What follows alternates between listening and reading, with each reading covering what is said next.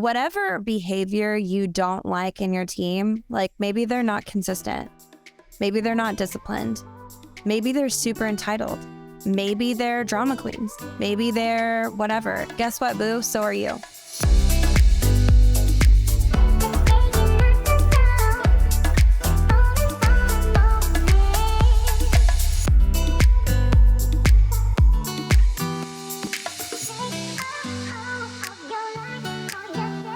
Welcome to the Raquel Show. This show is for entrepreneurs who want to play bigger in business and in life. And today I have a very special guest that I connected with at an event that we were both speaking at. And I really enjoyed my conversation with her, that I invited her to this podcast because I believe that she has a lot of knowledge to share with our community today. She is a real estate leader who has taken an expansion team, pioneered an expansion team from 27 to 264.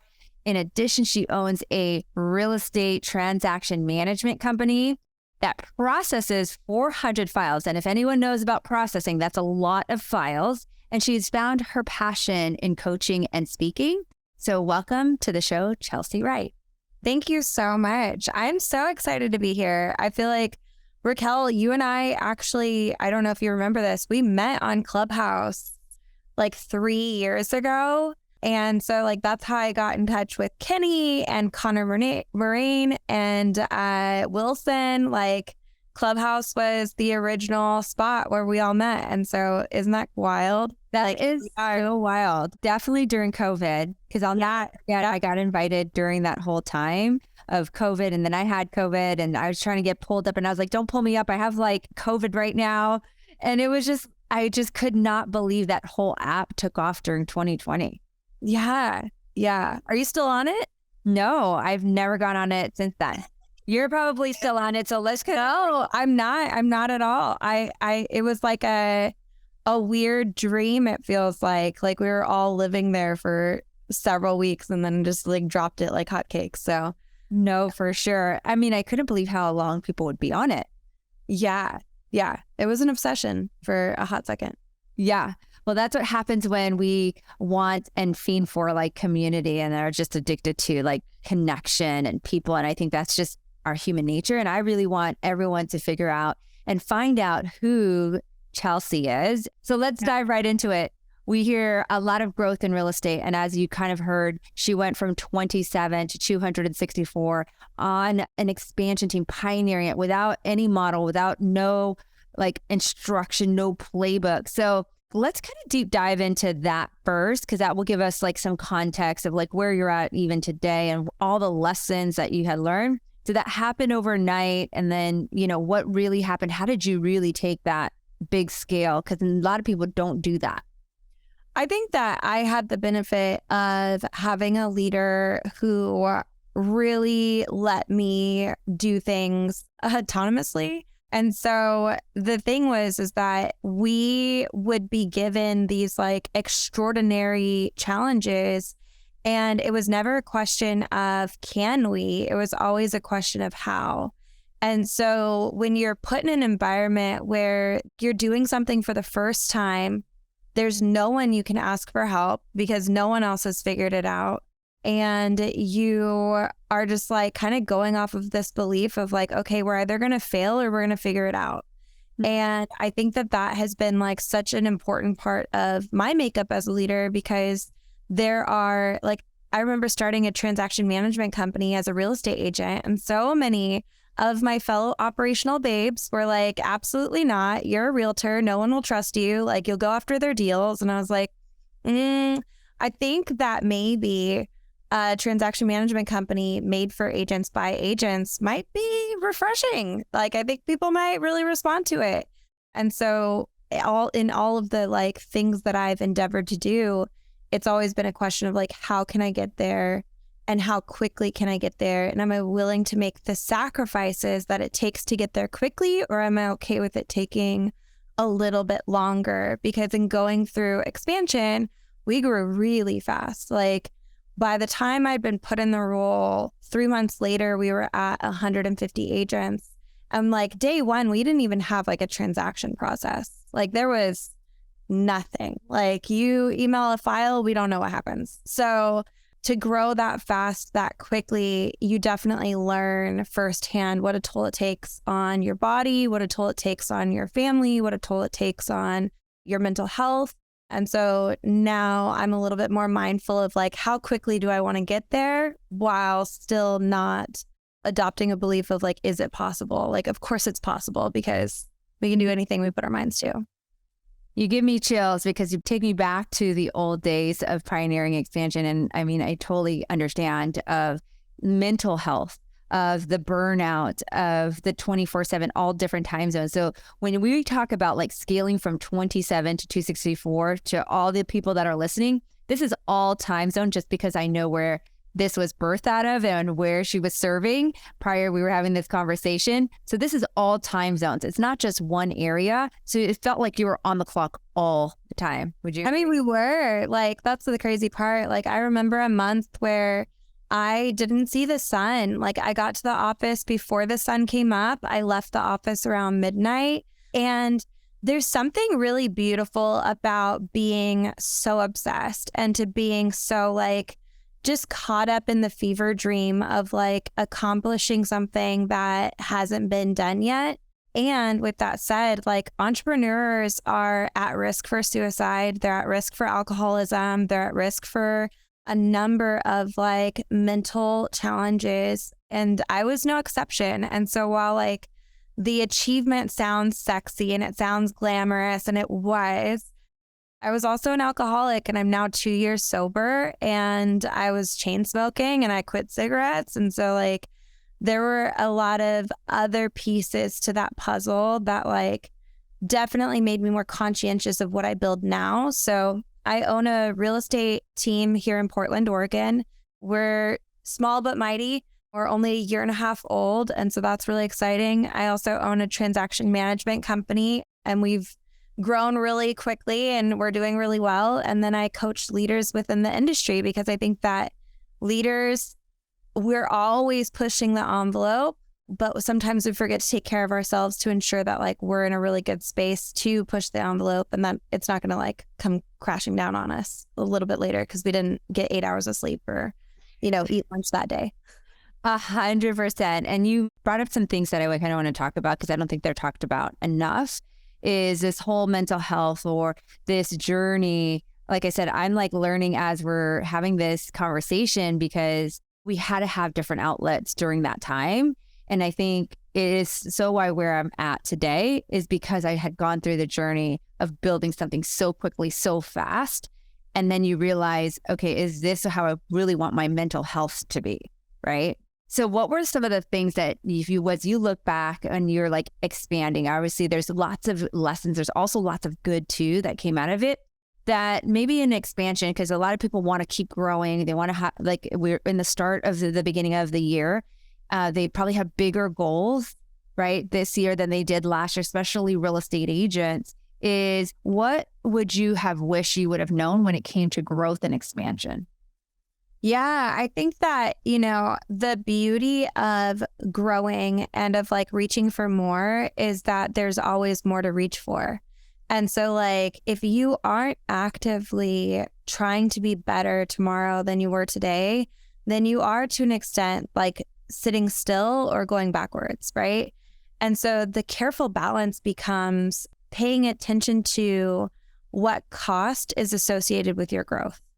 And when you're growing from a place of like having to prove it, or if you're growing from a place of like pain, like you're like, okay, I never want to experience this ever again. One of the like things that was driving me during that time was that I like really valued other people's opinions, and I like really valued like what other people thought about me and what other people thought about my success. And so the moment that I realized that once you reach a certain level of success, like it kind of all falls away, like the pain falls away.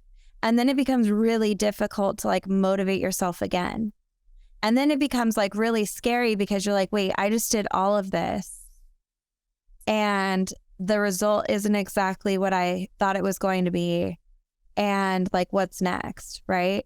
Mm-hmm. And so I think that in growing, it always has to be with a lens of like authenticity. Like, did this desire for growth, or did this desire for a challenge, or did this desire to do the unthinkable originate with you? Or did you think it like would be really cool because someone told you it would be really cool and you're like really concerned about what they think?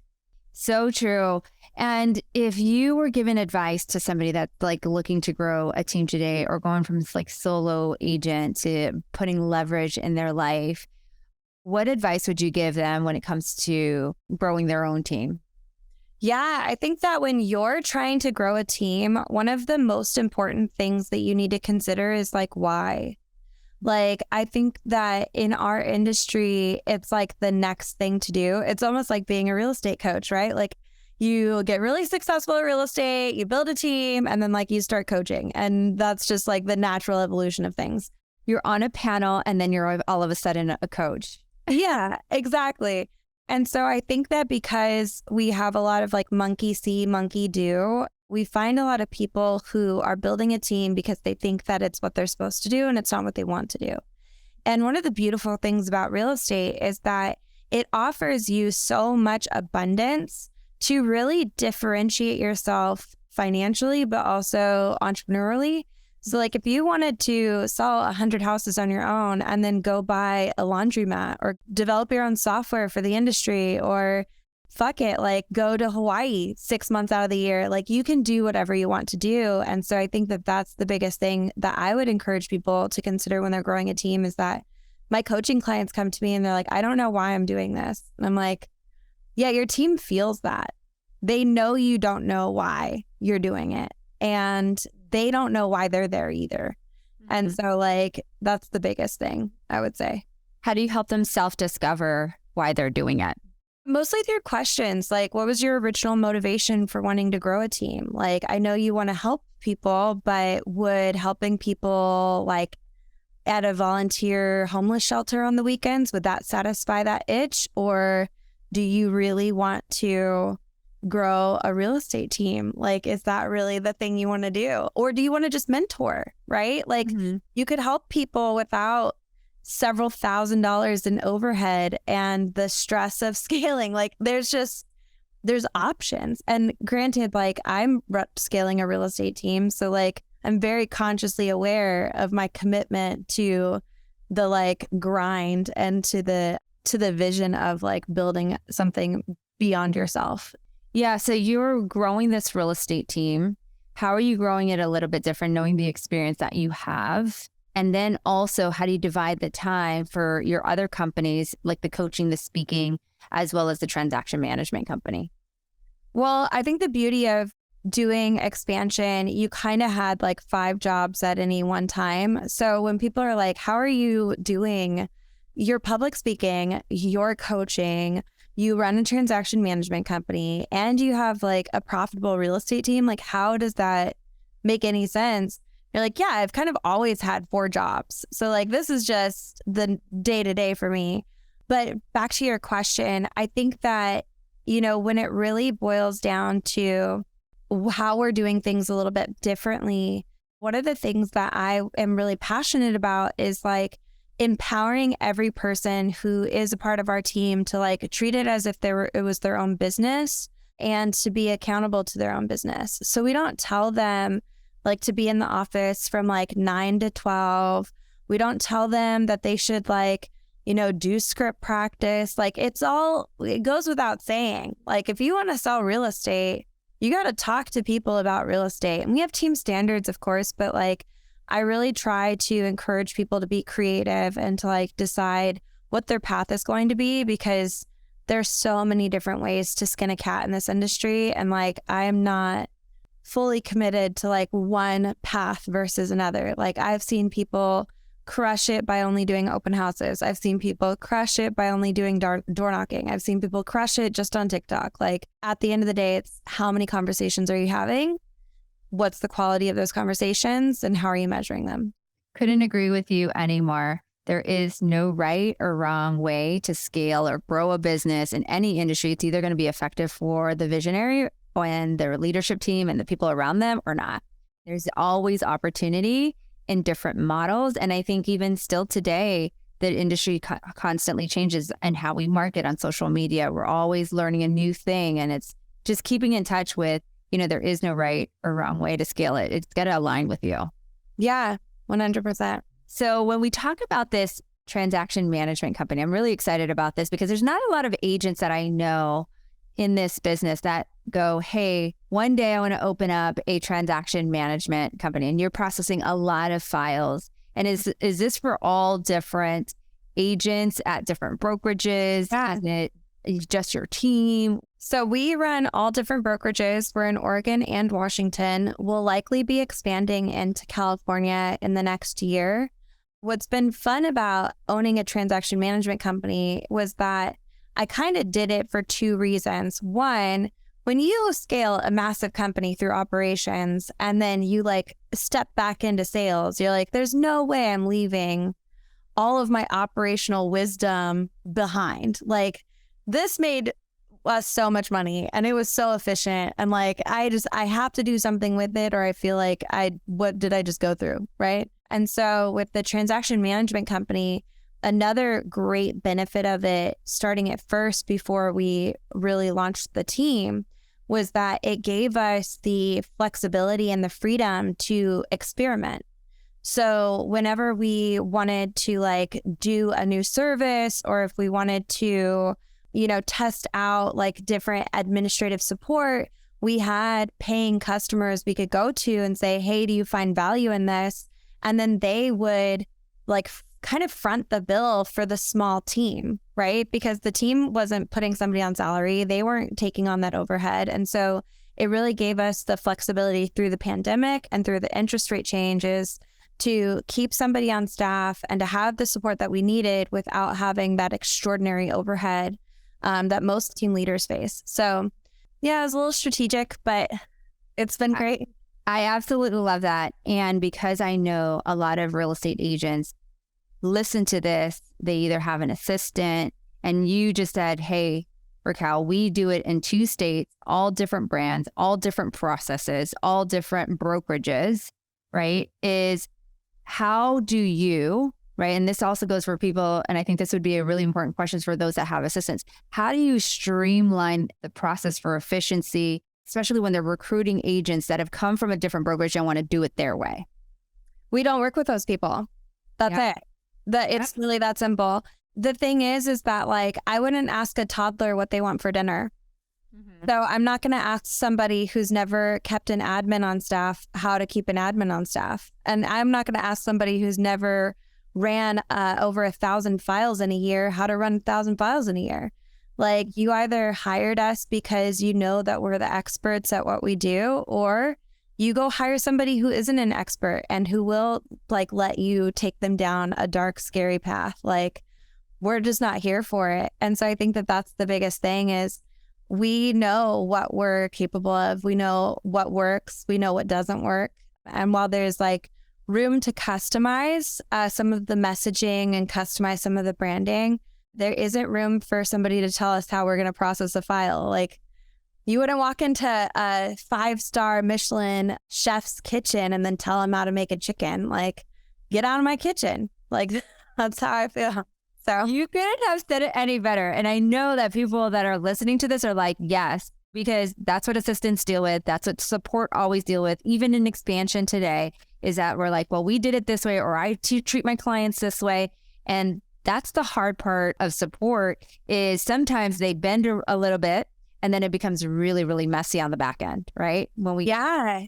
I mean, that's the thing is that we're also really intentional about who we work with. So most transaction management companies, if you sent them a file, they would start processing it immediately. We have enrollment seasons. So we're not open to new business 365 days a year. We have specific windows in which you can apply to be a part of our world. And if you miss your window, then you missed your window and you got to wait for the next one. So I think that was one of the biggest things for me in starting a transaction management company was giving our team the authority in the space, instead of being order takers, to be in charge. And they are in charge and they do a really great job. How many people do you guys have on that company that support all the agents that you guys work with? We have a lead TC and then we have a virtual assistant. That's amazing. So they've got their systems pat down when they're processing that many files and they only have 2 people. Yeah. Beautiful. It's beautiful. Beautiful. Yeah. So one of the things that you also do is you help agents with their business and you coach them. And I read this on your Instagram that you help them with emotional intelligence and data-driven decision making, which I love. So talk to us about that. Yeah, I have found that a lot of, because I don't work with like brand new real estate agents. I love them. I've got tools for them, happy to support them. But with my coaching clients, it's people who are in leadership roles within the industry. And it's specifically because I've found that leaders are in dire need of the ability to emotionally regulate themselves and have better boundaries, not just with others, but with themselves. And also to lean more on fact rather than feelings. And so it's a dichotomy, right? Because we're like, okay, I'm going to teach you how to like be completely aware of your emotional state and how to regulate it and how to like use your boundaries to create more efficiency in your business. But also, I'm going to teach you how to not make emotional decisions. Like, so we're focusing on both. It honestly surprises me the number of like leaders that I talk to that are not tracking their team's numbers, or the people who come to me and are like, my team won't submit their numbers. And I'm like, what do you mean they won't submit their numbers? Like, do they know that it's not for you, that it's for them? Like, do they know that like it's not because it's a part of the business, like that it's like quite literally the difference between them taking a vacation for 2 weeks and like being at peace with the world and unplugging, or coming back and being like chicken with its head cut off because they have no idea where their business stands and they're afraid of missing any phone call because they're not sure if another one will come because they don't track their numbers. Like, have you explained it to them? Like, tracking your numbers is like the most freeing thing you can possibly do. It's like not about being restrictive. It's not about putting somebody in a box. It's like quite literally helping them step out of the box and be like, hey, you have full control. Here's what's going on. Now you know how to plan. Now you know how to like put in your effort. So it's been really interesting and it's been a lot of fun. And I work with some of the most incredible people on the planet. Like they're so rad. So yeah, I mean, as you're saying that, I work too with a lot of people and there's not one person on my roster that doesn't track numbers. And they have big, big numbers, right? And I always say, hey, that's an accountability standard conversation for your business. So if you're allowing that as a leader, as a CEO of the business, how are you forecasting and predicting where we have bad months or where we don't have enough if we weren't tracking everybody's numbers, right? And you obviously put all of the logic behind why that's important. You can't run an effective business without tracking, period. Correct. But I also think that like you can't, for example, I know how many days sober I am, right? I know that I'm like 734 days sober. Like that's awesome. And at the same time, like I know how much money is in my bank account, and I know like how much I weigh, and I know. And so like there is a point at which something is important to you. And because it's important to you, you commit it to memory. And with real estate agents on a team, they only hear that it's important to the leader. They don't hear why it's important to them. Mm-hmm. And the reality is that like, if we're in an industry where like the norm is to work 7 days a week to some extent, right? To like kind of always be available and always be on, the mind likes to play tricks on us. Like, you'll work for an hour on Saturday and then be like, oh, I worked all weekend. And you're like, did you? Did you work all weekend? Or should you have just not worked that hour on Saturday and taken the day off if this is going to be like your attitude going into the week, right? And then furthermore, like, let's say that you sat down to do a call block, but you allowed yourself to get interrupted. And you're like, oh, well, I made calls for an hour today. And you're like, wait, but hold on. how many dials did you get? Like, how many conversations did you have? Like, how many minutes of that was scrolling Instagram? How many minutes of it was discussing a repair negotiation that definitely could have waited an hour until you were done, you know? And so I think that that's what's so interesting about tracking numbers, is that like it's a personal accountability tool, and it's also really beneficial because people can clock off or clock on knowing exactly how they have to show up the next day. Yeah. It allows you to pivot. And you said it best, whether it's fitness, whether it's your wealth, whether it's like it's your bank account, whether it's freedom of time and reprioritizing your schedule for it to be more effective, you look at data, which I absolutely love. And so how important is having the right coach or mentor when you're growing and you're scaling and you're learning all these things? Oh my gosh. I have paid so much money in coaches, and I have to say, like, I personally really love to set an intention before I hire a coach, because there are different seasons and different people needed for those seasons. And so typically I will be like really intentional about hiring someone either for mindset or hiring someone for skill set. And it's different. If somebody came up to me and they're like, hey, Chelsea, like, I want to sell 300 houses next year, everything else be damned, I'd be like, okay, so I'm not your person because I care about everything else. But this guy over here, I think that they'd be a really good fit for you. Y'all can go talk about how to sell 300 houses, and that's the only goal that matters, and like have the most fun. I'm more of the person who's like, okay, let's talk about like, how are you feeling today? Did you eat? Have you slept? What's your like emotional state? Like, how do we get you to a 10 so that way you can be at peak performance like for longer periods of time? And so, yeah, I would say that hiring the appropriate coach is one of the most important decisions you can make. And coaching has only benefited me and my life. I couldn't agree with you more. When you hire coaches, you shortcut, I think, time, not necessarily the work, definitely the time and the experience from learning from their mistakes or their experiences and helping them guide you. And you definitely can't coach your own blind spots, right? No, I mean, so the crazy part is like I hired a coach, I want to say a year and a half ago, and I hadn't had a male coach in a long time because like I'm very feminine energy. I was in a very masculine environment, and I was like, okay, I'm done with that for a second.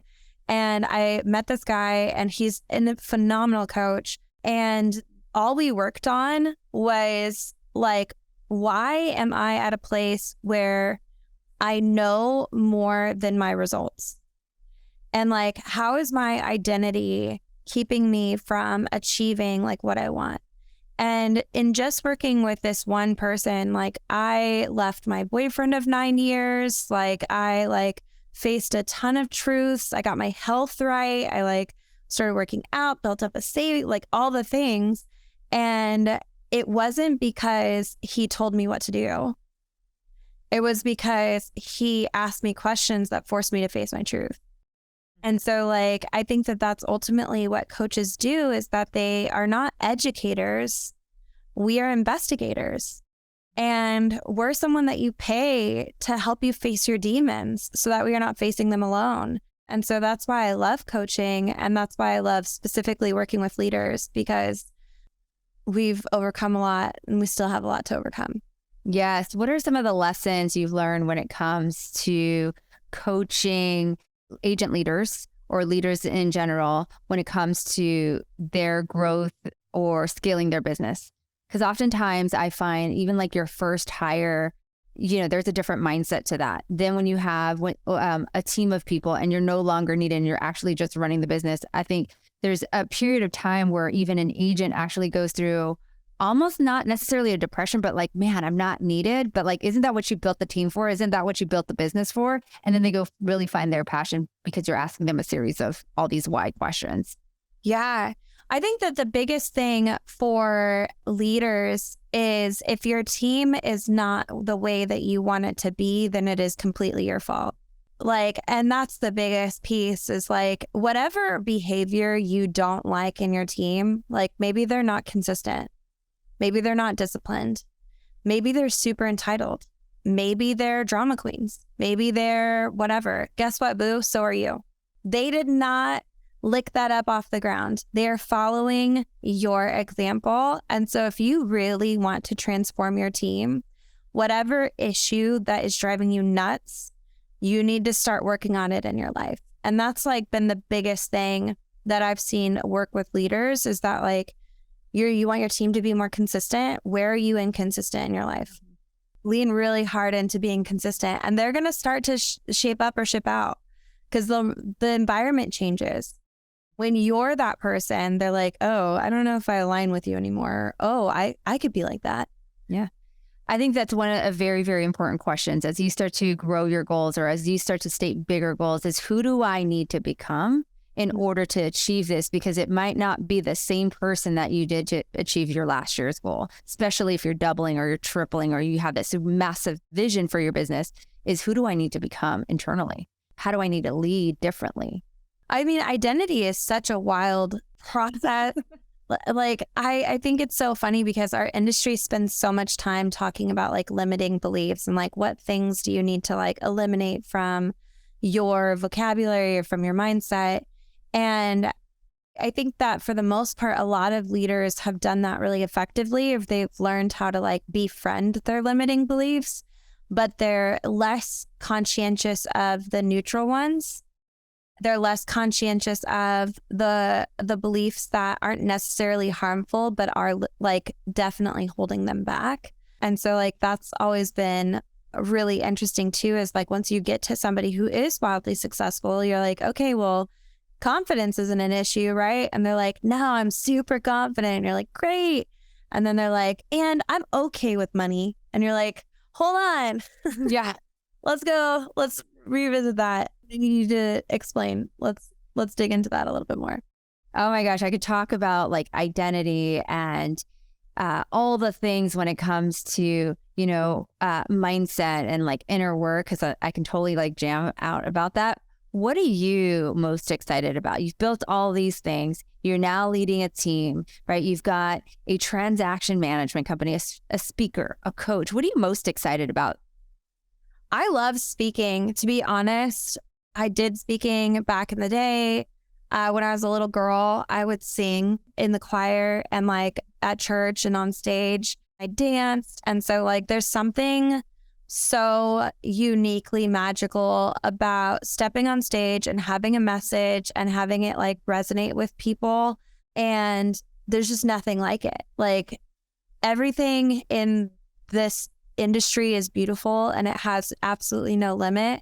And so to be doing what I have always wanted to do, it's just like the thing I'm most excited about. I just like want to do it more, I love seeing you on stages. You did such an amazing job at where we spoke at. And I think you were born to be on stages. Where can people connect with you? Oh man. So Instagram is the easiest. I'm at Chel Wright. So ChelWright. That's also my website. So chelwright.com, and you can connect with me there. And then just all of the events this year. Like I'll probably see y'all at Inman and the Fast Forward movement. And I'm sure I'm going to be at Kenny's events throughout the year. So I'll see you guys around and come say hi for sure. I love it. And we will drop Chelsea's handles and information in our show notes. So make sure you check her out. And as we wrap up, there's always one question that I ask every single guest on our podcast is, what does Chelsea do to play bigger in business and in life? What am I doing to play bigger? That's a really good question. I think for me right now, it is taking different action to get different results. Like last year, I worked out like 300 days out of 365, and I shedded a lot of weight, and I like got into like really great shape, but I still don't have like the abs that I want, and I still don't have the like body fat index that I want. And so I'm like really like mad scientist going about this to like get all the way. And I think that that's true in like real estate too, is like sometimes you build out a really beautiful team and you guys are doing a decent amount of production, but you hit that plateau and you're like, okay, is this it? And like, no, it's not. It's not it. you just need different action if you want different results. And so that's the thing that I've been focused on for this year and playing bigger is like, where does my action need to be different? So beautifully said. I want to thank you so much for being on our show today. I appreciate you. I appreciate meeting you. And I'm so excited to keep cheering you on to play bigger in these years to come. Yeah, I loved meeting you. I'm so excited to do more things with you in the future.